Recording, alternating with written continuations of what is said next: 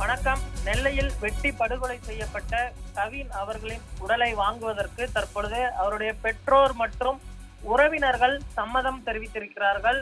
தூத்துக்குடி மாவட்டத்தைச் சேர்ந்த இளைஞரான கவின் கடந்த மாதம் 27 அன்று நெல்லையில் கொலை செய்யப்பட்டார். இதையடுத்து அவரை கொலை செய்ததாக சுர்ஜித் என்ற இளைஞர் பாளையங்கோட்டை காவல் நிலையத்தில் சரணடைந்தார். சரணடைந்த சுர்ஜித் கவின் காதலித்து வந்த பெண்ணின் சகோதரர் என்பதும் கவின் மாற்று சமூகத்தை சேர்ந்தவர் என்பதால் அவரை கொலை செய்ததாகவும் விசாரணையில் தெரிய வந்தது.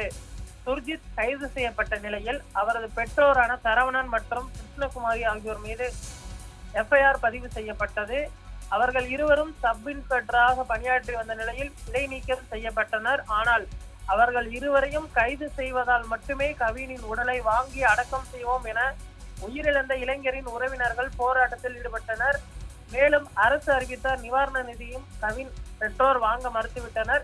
இந்த வழக்கின் விசாரணையை சிபிசிஐடிக்கு மாற்றி தமிழக அரசு உத்தரவிட்டுள்ளது. விசாரணை பாரபட்சமின்றி நடைபெறுவதை உறுதி செய்யும் வகையில் வழக்கு சிபிசிஐடிக்கு மாற்றப்பட்டுள்ளதாகவும் வழக்கு விசாரணை வெளிப்படையாக நடைபெறுவதற்கு குற்றம் சாட்டப்பட்டவரின் பெற்றோர் சஸ்பெண்ட் செய்யப்பட்டுள்ளதாகவும் தமிழக டிஜிபி வெளியிட்ட அறிக்கையில் தெரிவிக்கப்பட்டது. இந்த வழக்கின் முக்கிய குற்றவாளியாக கூறப்படும் சுர்ஜித்தின் தந்தை காவல் உதவி ஆய்வாளர் சரவணன் என்பவரை போலீசார் கைது செய்தனர். சுர்ஜித்தின் தாயை போலீசார் தேடி வருகின்றனர். இந்த நிலையில் போலீசார் நடத்திய பேச்சுவார்த்தையின் அடிப்படையில் கவினின் உடலை பெற்றுக்கொள்ள அவரது உறவினர்கள் 5 நாட்களுக்கு பின்பு தற்பொழுது சம்மதம் தெரிவித்திருக்கிறார்கள். தற்பொழுது கவின் உடல் பெற்றுக்கொள்ளப்பட்டு பொதுமக்கள் மற்றும் உறவினர்களின் அஞ்சலிக்கு வைக்கப்பட இருக்கிறது.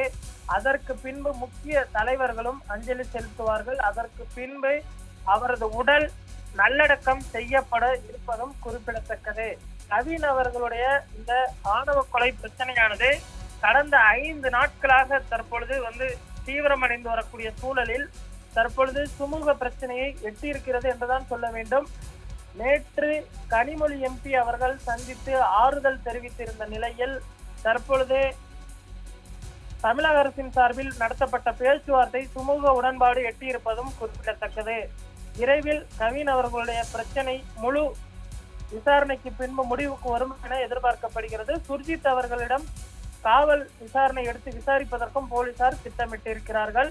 தற்பொழுது கவின் உடல் அவரது பெற்றோர் மற்றும் உறவினர்களால் பெற்றுக் கொள்ளப்பட்டது என்று அங்கிருக்கக்கூடிய தகவல்கள் தெரிவிக்கின்றன.